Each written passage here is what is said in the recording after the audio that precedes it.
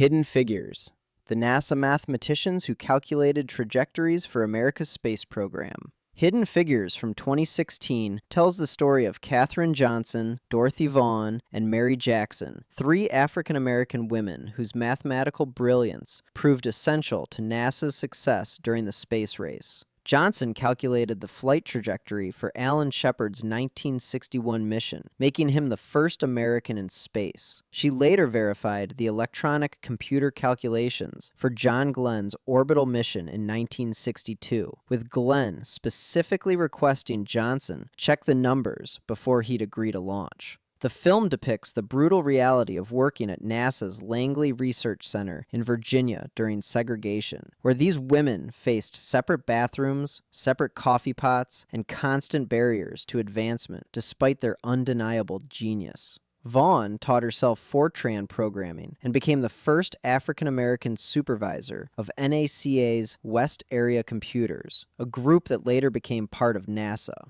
Jackson fought the Hampton City School Board for permission to take engineering courses at an all-white high school, eventually becoming NASA's first black female engineer. Johnson's calculations were so precise that NASA continued consulting her even after electronic computers became standard, including trajectory analysis for the Apollo 11 moon landing and the Space Shuttle program. President Obama awarded Johnson the Presidential Medal of Freedom in 2015, 1 year before the film's release. Her work at NASA spanned 33 years, during which she authored or co-authored 26 research reports. The film brought these hidden pioneers into public consciousness, proving that America's greatest technological achievement rested on the shoulders of black women whose contributions had been systematically erased from history.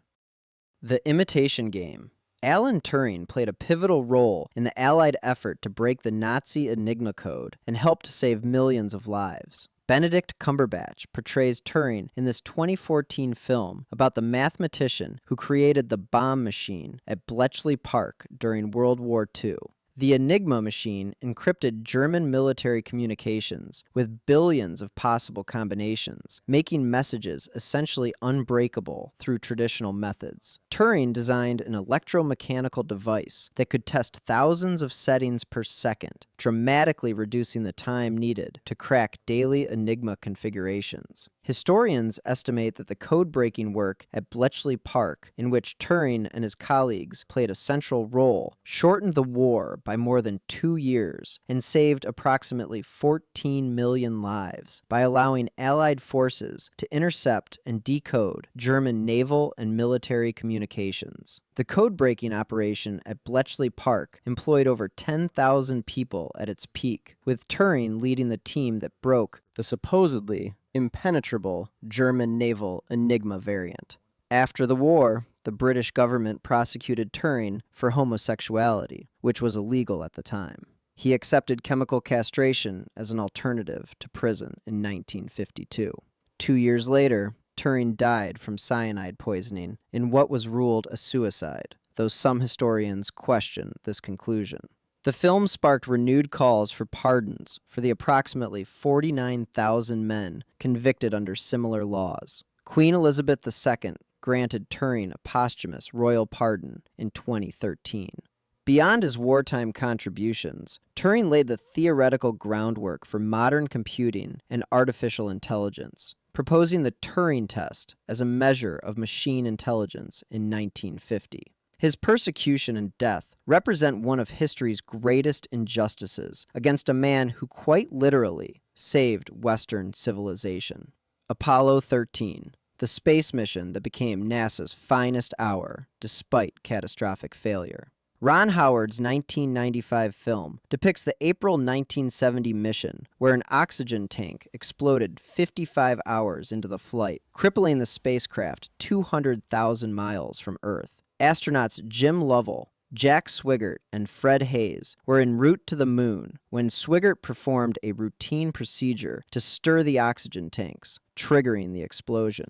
The blast damaged the service module's power, heat, and oxygen systems, forcing the crew to abandon the command module and use the lunar module as a lifeboat. Mission control in Houston faced unprecedented challenges with limited power, failing carbon dioxide scrubbers, and uncertain trajectory calculations. The famous line, "Houston, we have a problem," became iconic, though Lovell actually said, "Houston, we've had a problem here."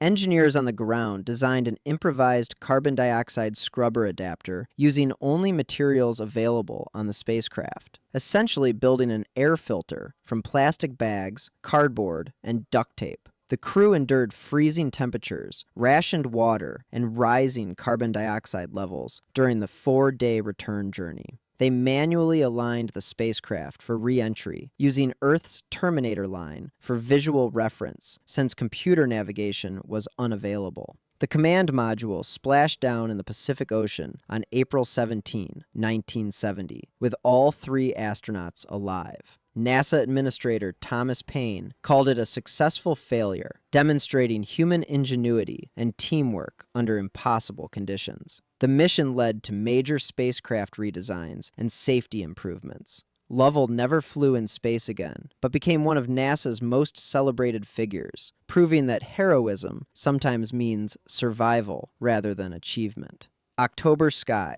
Homer Hickam escaped the coal mines by building rockets in his backyard. The 1999 film, based on Hickam's memoir, Rocket Boys, follows his transformation from a miner's son, Coalwood, West Virginia, to a NASA engineer. Hickam watched Sputnik cross the night sky in October 1957 and became obsessed with rocketry, despite having no resources and living in a town where boys were expected to work in the mines. He formed the Big Creek Missile Agency with 3 friends, building increasingly sophisticated rockets using mail-order parts and salvaged materials. The group faced ridicule from classmates, skepticism from teachers, and active discouragement from Homer's father, a mine superintendent, who considered rocketry a waste of time. Their rockets repeatedly exploded or misfired until they taught themselves advanced mathematics and physics. A teacher named Miss Riley encouraged them to enter the 1960 National Science Fair, where they won the gold medal for their display on rocket propulsion. The victory earned Hickam a college scholarship, his only escape from the mines that had trapped his father and brothers. He earned a degree in industrial engineering from Virginia Tech, then joined NASA, working on spacecraft design for decades. Hickam trained astronauts at the Marshall Space Flight Center and contributed to projects including Space Lab and the Hubble Space Telescope. His memoir became required reading in schools as an example of determination and scientific curiosity overcoming economic limitation.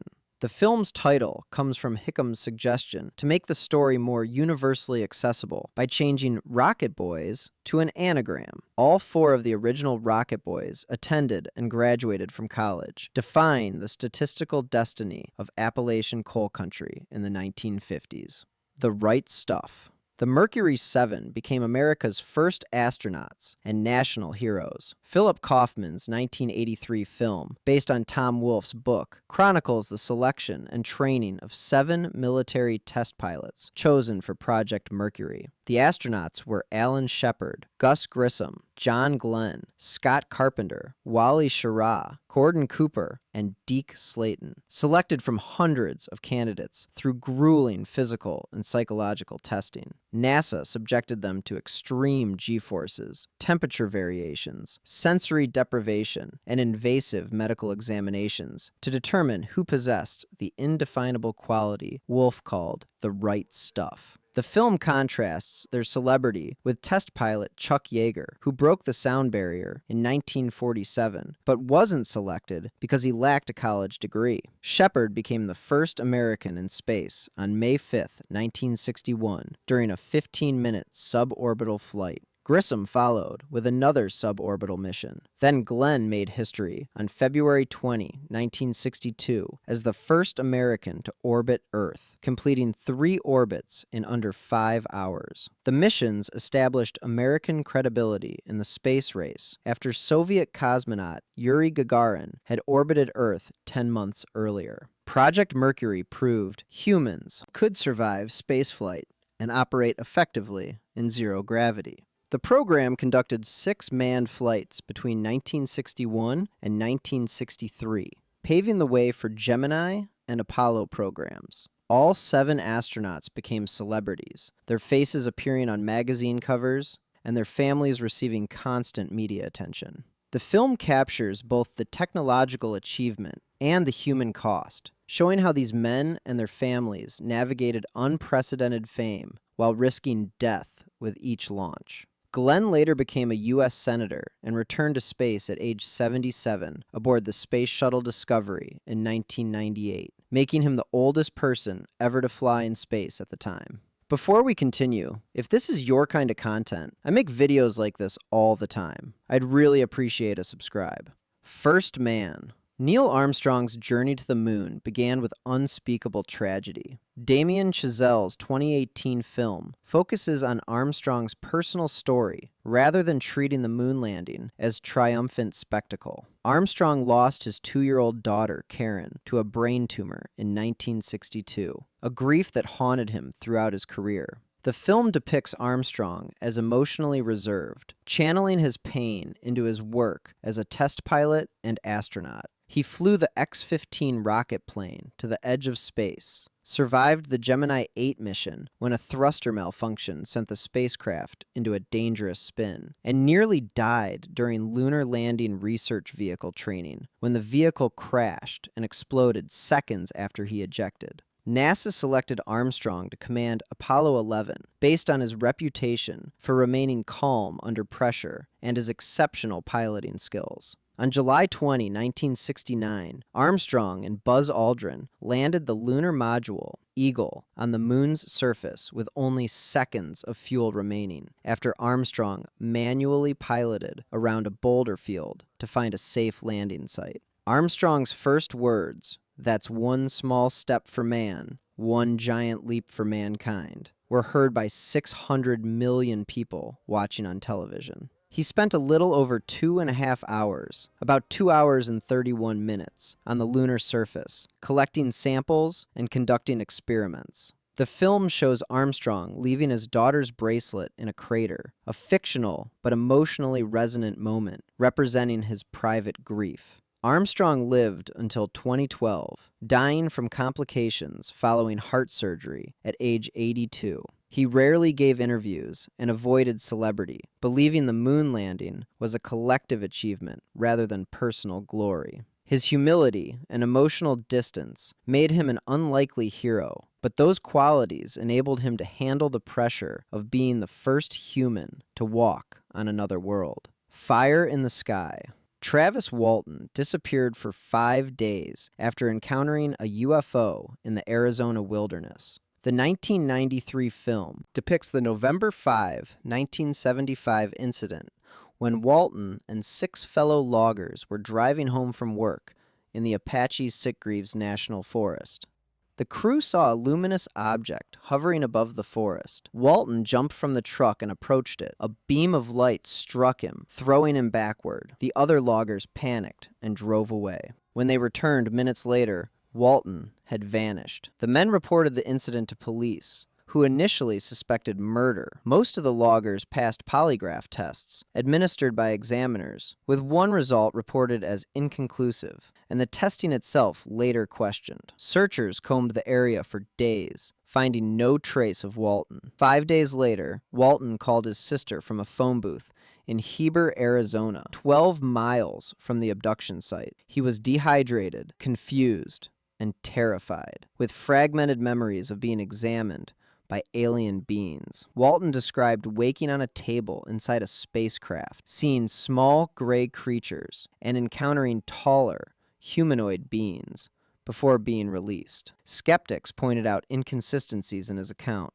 and questioned the reliability of some polygraph results. Believers cited the multiple witnesses, the genuine terror of the loggers, and the extensive search that found no evidence of hoax or murder. Walton wrote a book, The Walton Experience, detailing his claims. The film exaggerates the horror of his alleged examination, creating one of cinema's most disturbing abduction sequences. Walton maintains his story's truth decades later, appearing in documentaries and lectures. The case remains one of the most famous alleged alien abductions, notable for multiple witnesses and the missing person investigation documented in official records. Whether genuine extraterrestrial contact, shared delusion, or elaborate hoax, the incident destroyed the lives of everyone involved, with the loggers facing years of suspicion and ridicule. The fourth kind. The FBI investigated a cluster of disappearances in Nome, Alaska,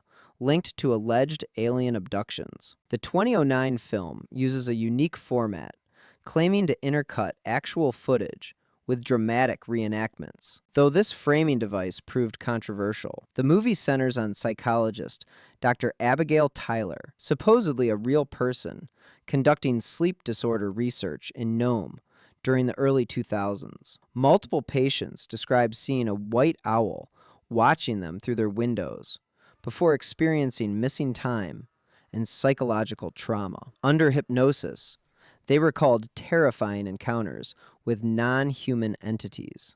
The film depicts these hypnotic regression sessions as uncovering suppressed memories of alien abduction. Nome did experience a genuine cluster of disappearances over several decades, with the FBI reviewing more than 24 cases spanning the 1960s through the early 2000s. Many victims were Alaska Native individuals whose cases received insufficient attention from authorities.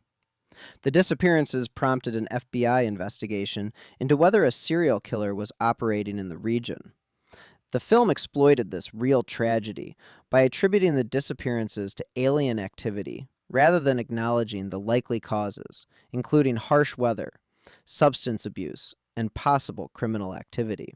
Nome residents and Alaska Native communities condemned the film for appropriating their tragedy and perpetuating harmful narratives. Universal Pictures faced criticism for the fake documentary footage and fabricated Dr. Abigail Tyler, who never existed. The film's promotional materials initially claimed the events were real, leading to accusations of deceptive marketing. Despite being fiction dressed as fact, The Fourth Kind tapped into genuine cases of missing persons and the documented phenomenon of people reporting similar abduction experiences. The film remains controversial for blurring lines between entertainment and exploitation, using real suffering as window dressing for a horror narrative. The Conjuring universe. Ed and Lorraine Warren investigated paranormal cases that became horror franchises. The Warren couple, portrayed by Patrick Wilson and Vera Farmiga across multiple films, were real paranormal investigators who founded the New England Society for Psychic Research in 1952. Ed claimed to be a demonologist, while Lorraine identified as a clairvoyant and medium. They investigated thousands of cases over 5 decades, including the Amityville haunting, the Perrin family farmhouse case depicted in The Conjuring, and the Annabelle doll, now housed in their occult museum. The 2013 film The Conjuring dramatizes their investigation of the Perrin family's Rhode Island farmhouse in 1971, where the family reported disturbing phenomena, including phantom smells, moving objects, and alleged physical attacks. The Warrens conducted a seance they claimed revealed the spirit of Bathsheba Sherman, a 19th century woman accused of witchcraft and child sacrifice. The Perrin family confirmed they experienced unexplained events, but disputed some details of the Warrens' conclusions and the film's dramatization. The Conjuring 2 depicts the Enfield poltergeist case from 1977, where the Hodgson family in London reported furniture moving, voices, and levitation. The case was investigated by the Society for Psychical Research, with some investigators concluding trickery, while others found genuinely puzzling evidence. The Annabelle doll, a Raggedy Ann that allegedly moved on its own and left threatening messages, remains in the Warrens Museum behind glass with a warning not to touch it. Skeptics dismiss the Warrens as frauds who exploited vulnerable people experiencing psychological distress or mundane phenomena. Believers point to the consistency of witness testimony and the Warrens' apparent sincerity. The films transformed their case files into a cinematic universe worth over $2 billion, making the Warrens posthumously famous worldwide. Communion. Writer Whitley Strieber claimed alien beings repeatedly abducted him from his upstate New York cabin. The 1989 film stars Christopher Walken as Strieber, adapting the author's 1987 best-selling memoir. Strieber described experiencing strange visitors on December 26, 1985, while staying at his isolated cabin with his family. He initially remembered only fragments, including small figures with large eyes entering his room. Under hypnotic regression, conducted by Bud Hopkins, a prominent abduction researcher, Strieber recovered detailed memories of being taken aboard a craft and subjected to medical examinations by non-human entities. He described several types of beings, including small gray creatures and taller insect-like figures. The book's cover, featuring the now iconic large-eyed alien face painted by Ted Seth Jacobs, became the standard depiction of gray aliens in popular culture. Strieber presented his experiences ambiguously, acknowledging they might represent psychological phenomena rather than literal alien contact. He explored whether the visitors were extraterrestrial, interdimensional, or manifestations of his own consciousness. The book sold millions of copies and legitimized discussion of alien abduction in mainstream culture.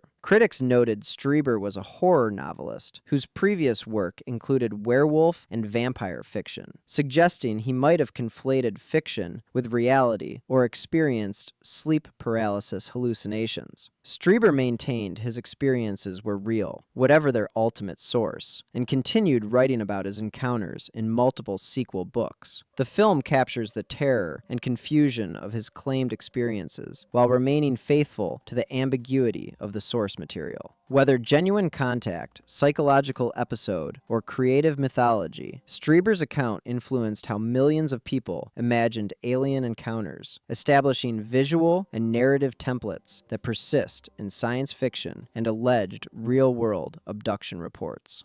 If this was interesting to you, consider subscribing so you catch every new video. Thanks for watching.